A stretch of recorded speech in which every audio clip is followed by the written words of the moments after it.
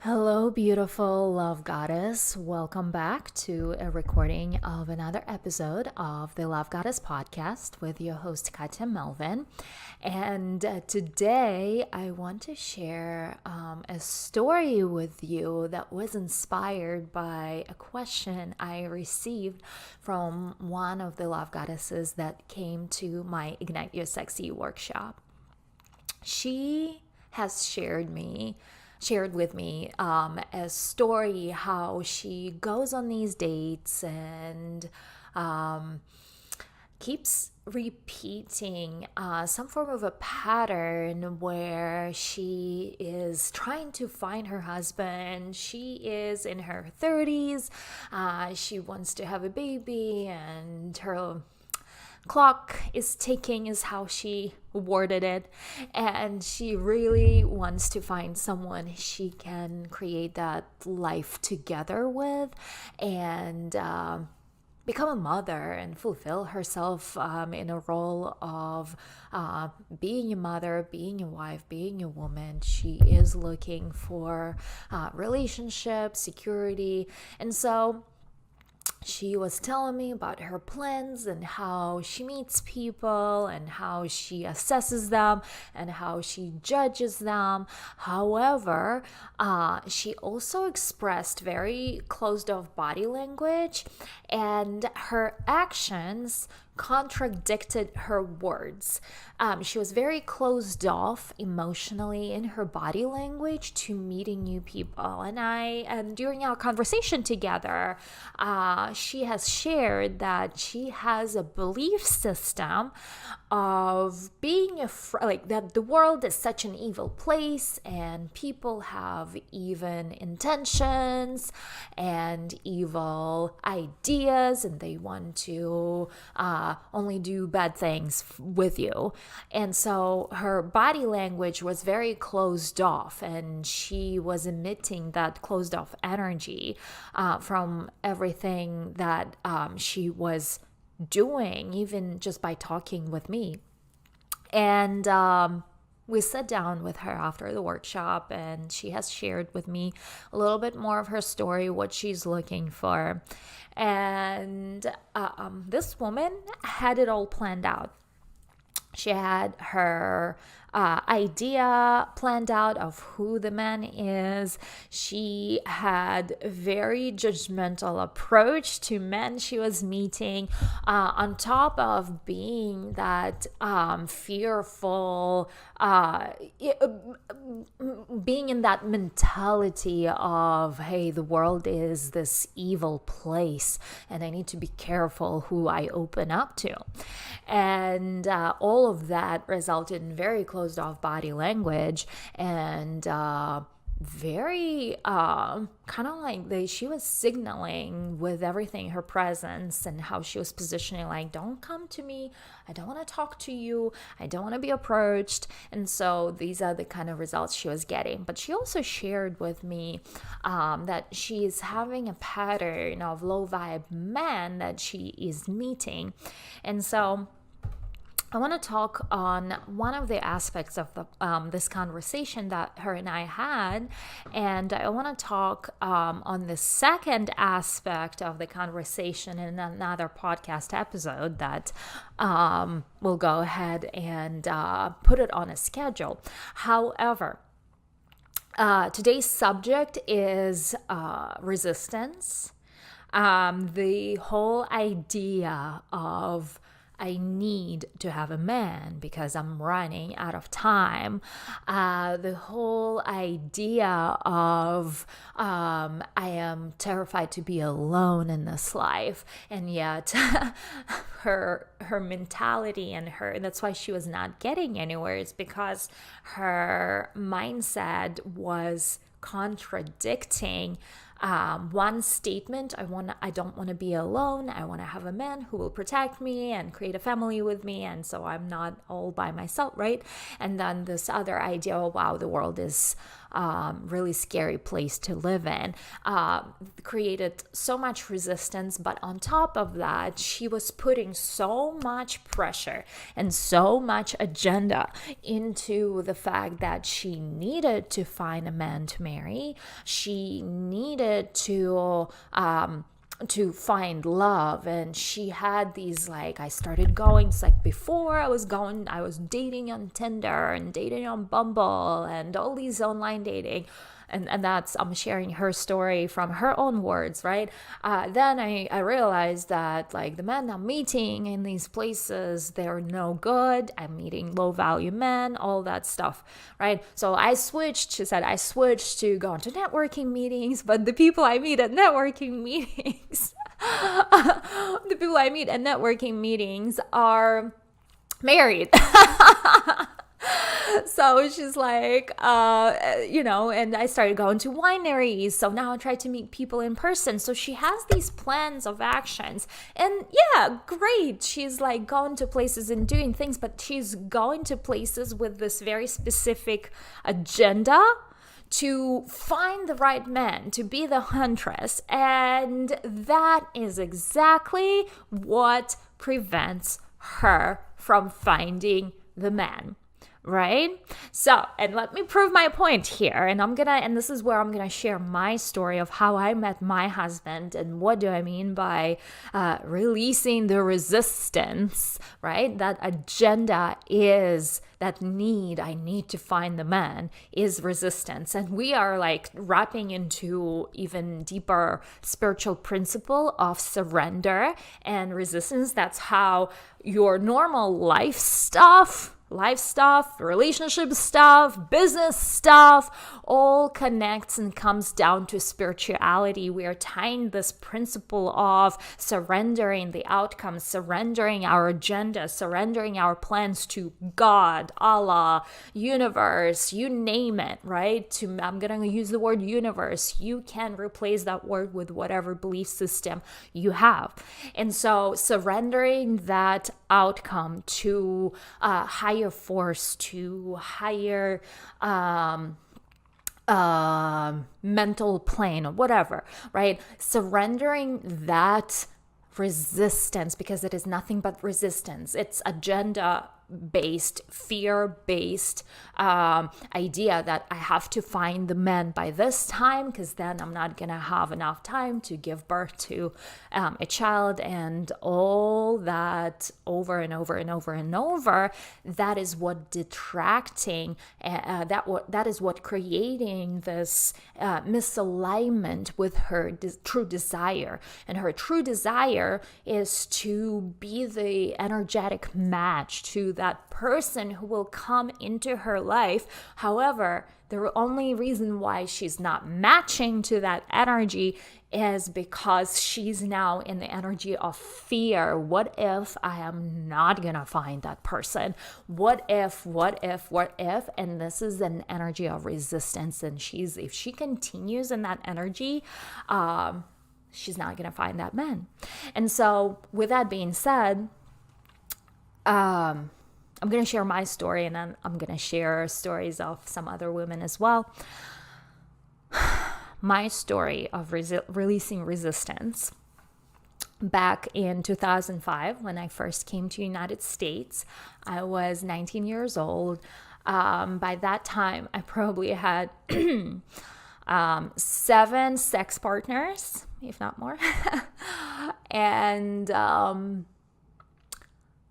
And the reason why I had 7 sex partners is because all they wanted was not one night stand with me, and I wanted true love. I wanted true love. And I was looking for that true love in every single one of these guys. And all I got was that emotional unavailability, that unreadiness, that like usage mentality, and that hurt, right? And I was just so ready to find my man. And when I came to United States in 2005. Just like the whole experience of a new country altogether is a beautiful experience on its own, right? Now it's my home, but back then it was fresh, it was new, it was exciting, it was so much more uplifting, it was so much more high vibe. And I met a man who was decent, I would say. At that time, I thought that was my best of the best. Like that was my best man so far with how he was taking care of me. I then made like this decision I never date Russian guys because like every Russian guy just like don't treat women the same. I know I have misconception on this and it is part of my limiting beliefs, but like I haven't dated Russian guys since because they don't value like I wouldn't say all Russian guys do that, but in my experience every single one of them that I dated wanted sex, wanted to use me, did not want to even open doors for me, like do the regular care thing. And they were very emotionally unavailable. So I was like, fuck Russian guys. I'm going to date Americans. And that was my first American boyfriend. We spent probably 3 months together as a couple. And so far, that was my longest, first and longest, like I would say, longish term relationship. And he was taking care of me. He was doing things for me, right? I felt the love. I fell in love, right? But the problem was I was an international exchange student and then my visa expired in October and I had to go home and I did not know if I would get back to the country the next year, and I would do everything I can, but even back then it was rather difficult to get like a certain type of visa because there's always a chance they're not gonna approve it. So I went back home. We probably, and back then we didn't have like texting was not a thing. Email was a thing, I think. Phone call was a thing. So we probably kept in touch for about a month and then he would just disappear. He would not respond. I started going crazy. I went through a turmoil, trying to understand like what happened all of a sudden, why he ghosted. And that was like in a true sense a ghosting story. Why he ghosted. And like, did he die? Did he go into an accident? I called his work. I was that crazy girlfriend. Like I called his work. I called his mom. I just wanted to know what the fuck happened. So I like at least find some kind of peace in the understanding of what's going on. And I couldn't. And imagine me living 9 months without that knowledge, still guessing for the entire freaking 9 months what happened. Will we ever meet together? Like I only lived on that story. Well, thank God things worked out in a sense of I got my visa. I traveled to another city to get my visa. It was approved. I got my tickets, went back to United States already with a plan that I'm gonna stay. And yeah, like the whole experience of meeting him for the first time, it was so pathetic. I went to a store where my friend worked and I asked, so what happened to this guy? I'm not going to let's call him John. I don't want to call I don't want to give out his name because some people who might be listening to that know who I'm referring to because he's still around, right? In fact, I came across to him and spoke to him multiple times after that. But my girlfriend at the store told me, yes, he's still around, everything's fine, and he's married to another Russian girl. I was like, what the fuck? And she told me, yep, he lives at this apartment. So if you don't know the story, we don't have we have to find our own place to live. the job offers that we were under as employment, like as a summer student for employment in in Corolla, North Carolina. There's this one apartment complex in a very small vacation town, right, where all international students live. And you knock on the door and ask, do you have a bed available? It's so pathetic. Anyway, we had to do that anyway. And he was living at that apartment complex, right? And so I needed my closure. I went and knocked on the freaking door. And the door opens and there is like this heavy wall of smoke. They smoke inside the house. Like, I was like, what? That's disgusting. And the whole like the cloud of smoke comes out of that door. And then he comes out in his underwear and like completely beat up, depressed. Like, I was like, whoa, this is not the same person I knew. What the hell happened? He was freaking shocked to see me because that was very unexpected. And I go, well, hello. So that was a very awkward 10-minute conversation that happened there. And he told me, oh, I need to go to my uncle's funeral. So like he needed to like wrap up the conversation. Like, what the, right?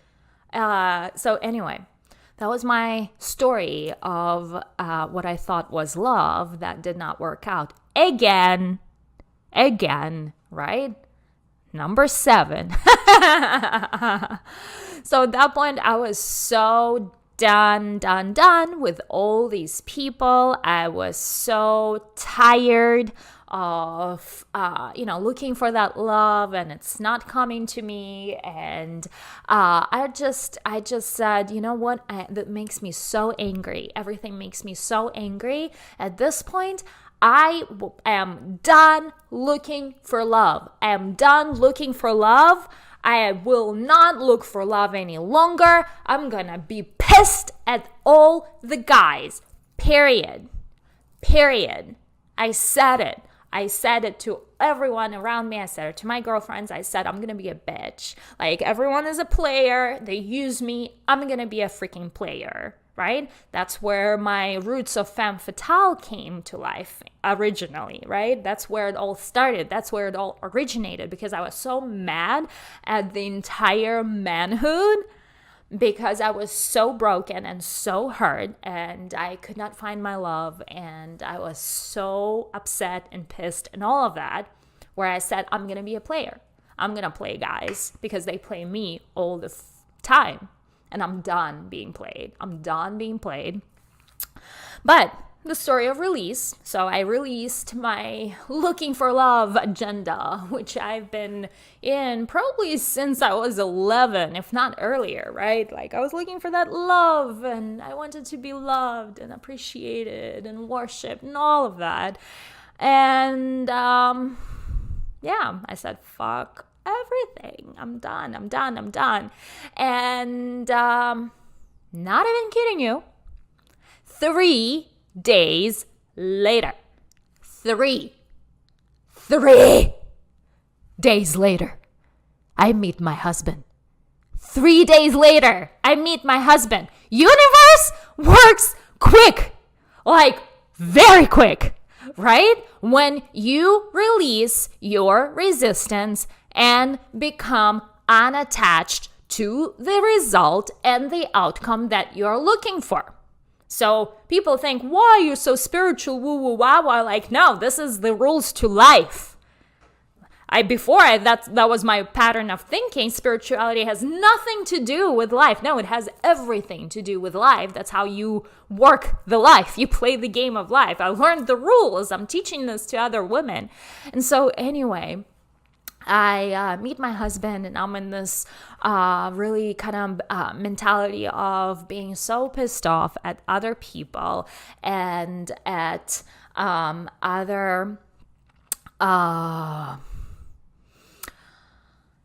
at the guys, and I just want revenge. I want revenge because I'm in this energy of I'm done being played. And my husband is so sweet and accommodating, and like I was like, he's gonna be my first victim. I'm gonna play this guy, right? And he is like just too sweet, right? Like I almost feel bad to like do bad things to him. Like he's not an asshole. I was like I don't want to hurt this guy. So like I almost like made a decision, like, you know what? Like, I thought it's really strange that it worked out this way, but like, I don't want to play this guy. I'm going to go play another guy. I'm done. Like, I don't want to hurt this guy. He's too good. Right. And so we kind of at that point probably, and I wouldn't say dated because like we didn't put label on our relationship. We kind of just like, our first night together, we like slept in the same bed, like meaning we didn't have sex, but we like fell asleep together. And, that started like, I don't know, and maybe it is worthy for me to like talk about on my relationship and how my relationship started with my husband, and I will address that in another podcast. But anyway, fast forward to the moment about 2 weeks later, I'm still in this mindset. I want to play guys, and we're at a party. I'm getting drunk, getting all like brave and stuff. And I tell him, listen, you know what? Like, you're too nice. Like, this is going somewhere, but I do not want to be heartbroken again. I'm done with that. And and I gave him an ultimatum. And I said, like, these are our two options.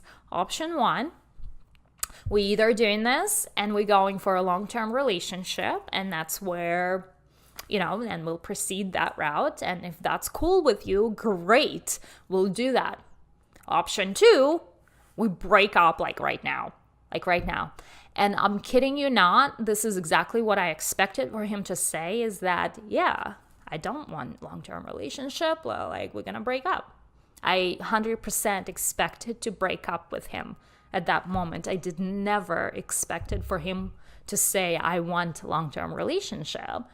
And to my utter shock, because I was literally ready to break up with him, to my utter shock, he said, yeah, I want long-term relationships too. And I was like, no way. What? Really? Okay. So we didn't break up. In fact, it went very quickly from that point. About a week later, we moved in together. It went very fast. It developed very fast. And the fact that I didn't have proper like housing situation as international students did definitely play a part.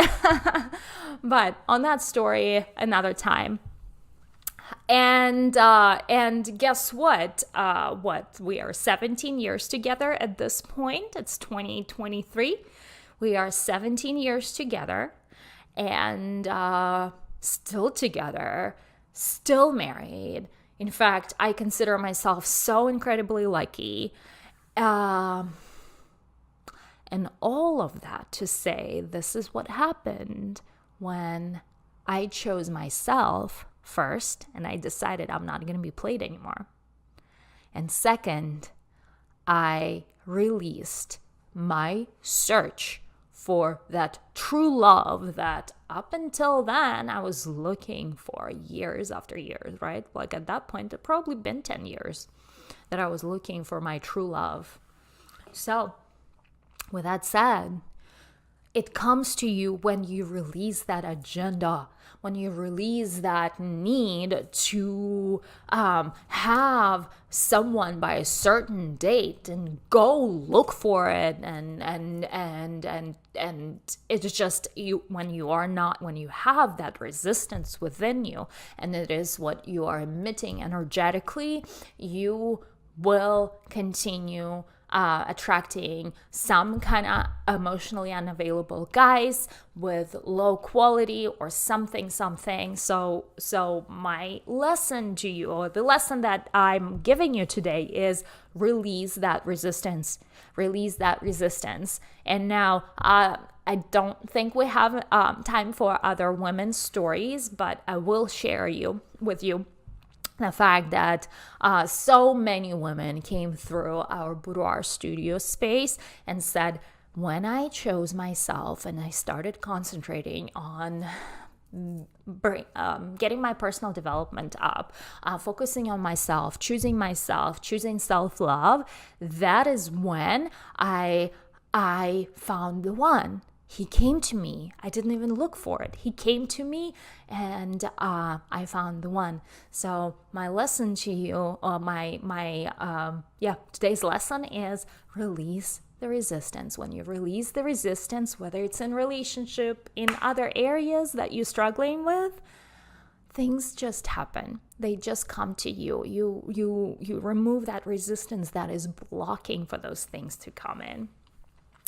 And I also want to share with you that I created Lovegodesss Studio in Virginia Beach as a place to have sisterhood events, workshops, retreats, slumber parties. Please come join us locally. We are an exclusive social club. Right now we have introductory offer of a very low membership, and it's going to be going up to much higher but all-inclusive model very soon. Go to lovegodesss.com to check out what we do and who we are. We will also be launching the online version of that as well. So please make sure go to lovegodesss.com for your supply of high vibe energy and high vibe sisters. And this is also the place where you tap into your feminine energy and learn how you can become a love goddess. And with that, my love, thank you for tuning in, and I will talk to you soon.